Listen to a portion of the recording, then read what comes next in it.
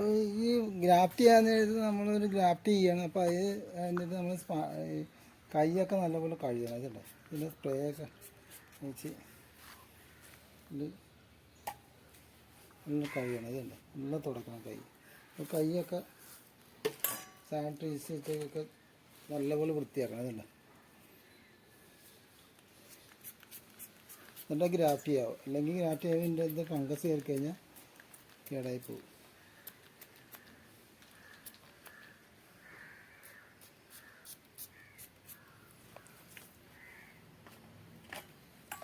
നല്ല വൃത്തിയാക്കണം കൈയൊക്കെ. എന്നിട്ട് ഗ്രാഫ്റ്റിങ് തുടങ്ങാവും.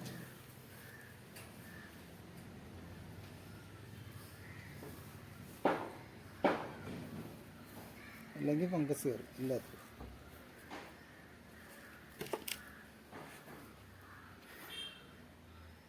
നമ്മളൊരു പേരക്ക ഗ്രാഫ്റ്റ് ചെയ്യണേ.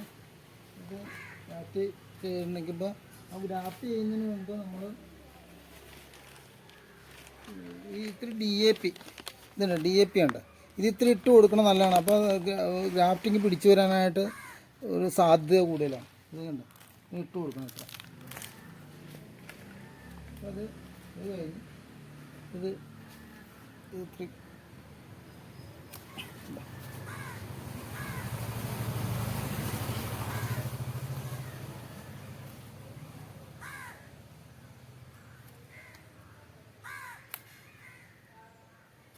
മതി. ഇതൊരു പെൻസിലിൻ്റെ വണ്ണമുണ്ട്.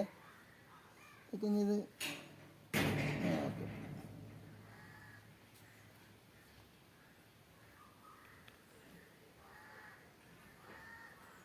ഒരു ഇഞ്ചോളം താത്തിയാൽ മതി. ഇത് ഈ കമ്പനിയേക്കാളും വണ്ണക്കുറവാണ്.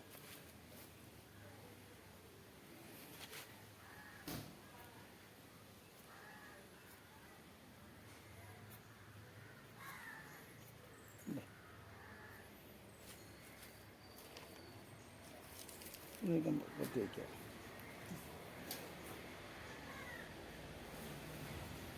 ഇത് വണ്ണം കൂടുതലാണ്. നമ്മൾ ഈ കമ്പനിയേക്കാളും വണ്ണം കുറവാണ്. അതാണ് നമ്മൾ സൈഡിലേക്ക് വെക്കണം. ഇതിനോട് ഒരു സൈഡിൽ ചേർത്ത് വെക്കണം. ഇതല്ല ഇവിടെ ഇത് തുല്യമായിട്ടിരിക്കണുണ്ട്. ഇതുപോലെ ആക്കണം.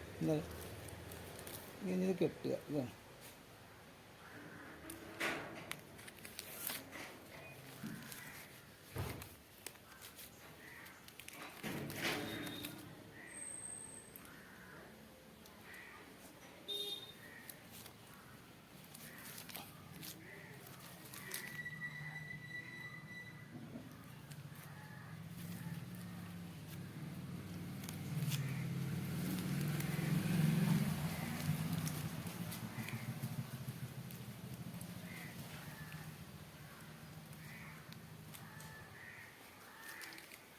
ഇത് ഇത് കവർ നനഞ്ഞതാണ്. അപ്പോൾ അതിൻ്റെ അകത്തേക്ക് ഇങ്ങനെ വയ്ക്കുക.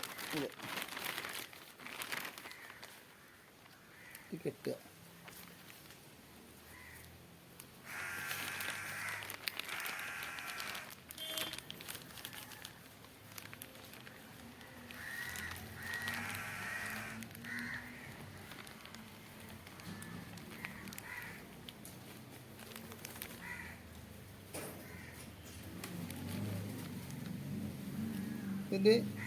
അപ്പോൾ ഈ DAP ഇത് സോഫ്റ്റ് വുഡ് ഗ്രാഫ്റ്റിംഗ് എന്ന് അതിന് പറയണത്. അപ്പോൾ ഇതിപ്പോൾ ഒരു തള്ളറിൻ്റെ വണ്ണമുണ്ട് ഇതിൻ്റെ ചുവട് ഇവിടെ അടിയിൽ. അപ്പോൾ ഇത് ഇട്ട് കൊടുക്കാൻ നല്ലതാണ്, തഴച്ച് വളരും. ഇതിൻ്റെ നമ്മളിത് നേരത്തെ ഇട്ട് തന്നെയാണ് ഇത് വളർന്നിരിക്കുന്നുണ്ട്. ഈ ഇളം ഇലയൊക്കെ വന്നിട്ടുണ്ട്. നേരത്തെ ഇട്ട് കൊടുത്താൽ വേണ്ട. 3-4 ദിവസമായുള്ളൂ. ഒരു 4-5 ദിവസമായുള്ളൂ. 4 ദിവസത്തിൻ്റെ ഉള്ളിൽ ഇത്ര ഇങ്ങനെ ചെയ്താൽ വിജയിക്കുന്നതാണ്. ശരി. ഞാനൊരു ചെടി പെട്ടെന്ന് വളരാനായിട്ട് മുരടിപ്പൊപ്പം മാറി പെട്ടെന്ന് വളർന്ന് തഴച്ച് വളരാനായിട്ട് ഒരു വളം പറയാണ്. അപ്പോൾ ഇത് നേഴ്സറികളിൽ ഇത് കിട്ടുന്നതാണ്. അപ്പോൾ ഇതിൻ്റെ വില DAP എന്ന് പറയും. കണ്ട DAP കണ്ട. അപ്പോൾ ഈ DAP നമ്മൾ കട്ട് ചെയ്തിട്ട് ഏകദേശം ഒരു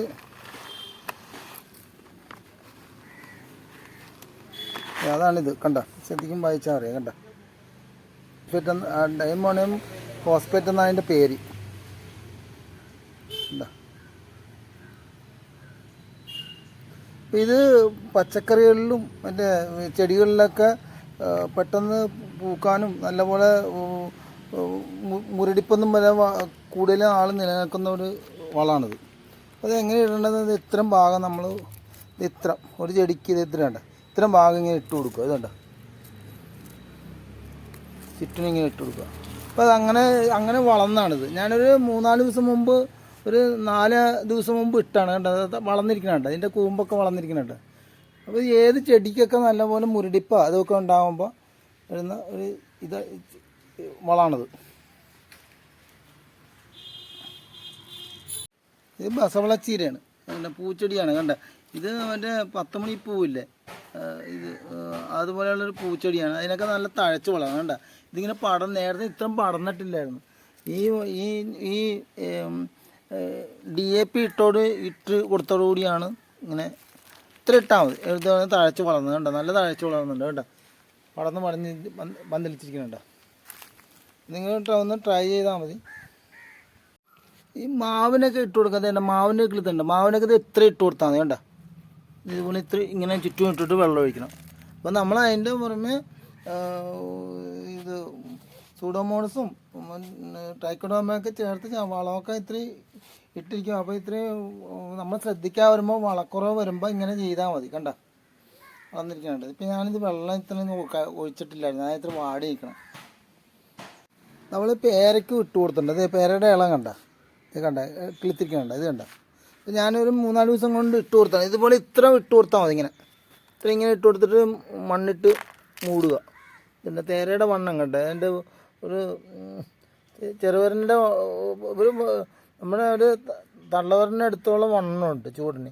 അപ്പോൾ ഇത്ര ഇട്ട് കൊടുത്താൽ ഇതുപോലെ വളർന്നാണ്. കണ്ട ഇത് കിളുത്ത് വന്നിരിക്കണം. കണ്ട ഇത് വളരെ ഒരു പ്രയോജനം ചെയ്യുന്ന എല്ലാ നേഴ്സറികളിൽ കിട്ടുന്നതാണ്. അപ്പോൾ നേഴ്സറിക്കാർ മുരടിപ്പ് മാറാനായിട്ട് ചെടികൾ കൂടുതൽ ആൾ നിൽക്കാൻ വേണ്ടി ഈ വളമാണ് ഉപയോഗിക്കാറുള്ളത്. അപ്പോൾ ഇത് രഹസ്യ വളമാണിത്. ഇത് നിങ്ങളിത് ഉപയോഗിക്കണം. ഒരു 15 ദിവസം ഇടവിട്ട്, 15-20 ദിവസം ഇടവിട്ട്, 20-25 ദിവസം അങ്ങനെ ഇടവിട്ട് കൊടുത്താൽ മതി.